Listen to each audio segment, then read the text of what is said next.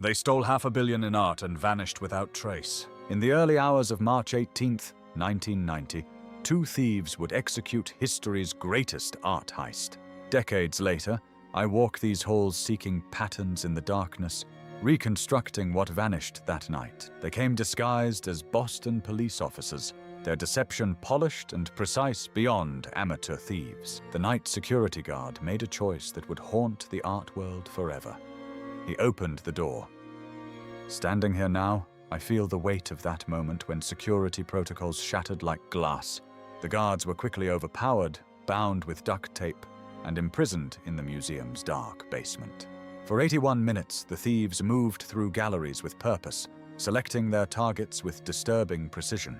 I retraced their steps through corridors where priceless beauty once hung, now replaced by haunting absences. 13 masterpieces vanished that night, leaving only frames as monuments to what was lost forever. Vermeer's The Concert, one of only 34 known works by the master, simply ceased to exist. Rembrandt's only seascape, Storm on the Sea of Galilee, was cut brutally from its frame.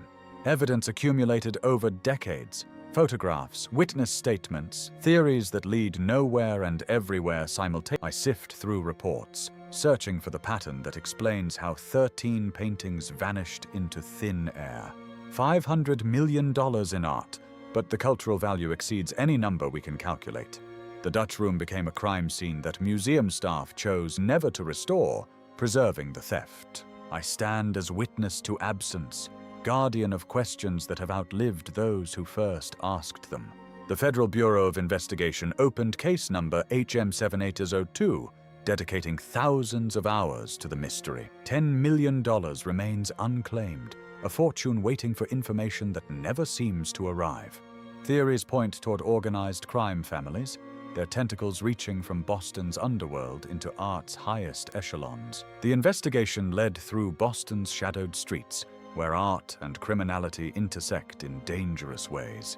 Whispers suggested corrupt officials, perhaps even those sworn to protect, might have facilitated the theft. The paintings could be anywhere, hidden in private collections, moving through international black markets forever. I search for connections across continents, following leads that dissolve like shadows at dawn's approach. Perhaps a private collector hoards them in darkness, enjoying stolen beauty that the world can never see.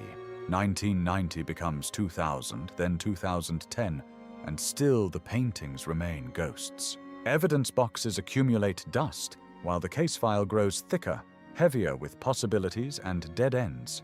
I examine photographs that have faded like memory itself, seeking truth in aging paper and ink. Visitors come to see what isn't there, drawn by absence as powerfully as presence once attracted them. The weight of unsolved mystery grows heavier with each passing year, each theory that crumbles. Countless interviews conducted, witnesses aging along with the case, memories becoming uncertain as the years pass. Connections multiply exponentially, creating webs of possibility where any thread might lead to truth or nowhere.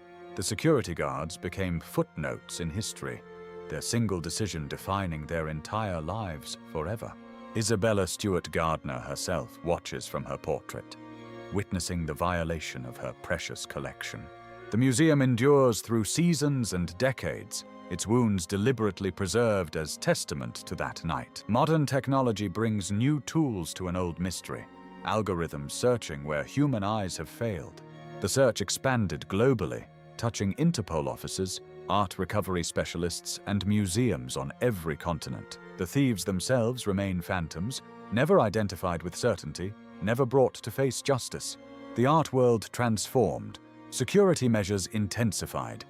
Every museum now haunted by the Gardner precedent. Financial value fluctuates with markets, but cultural loss remains incalculable across the generations who'll never see them. Hope and hopelessness coexist in this case, where recovery seems both inevitable and utterly impossible.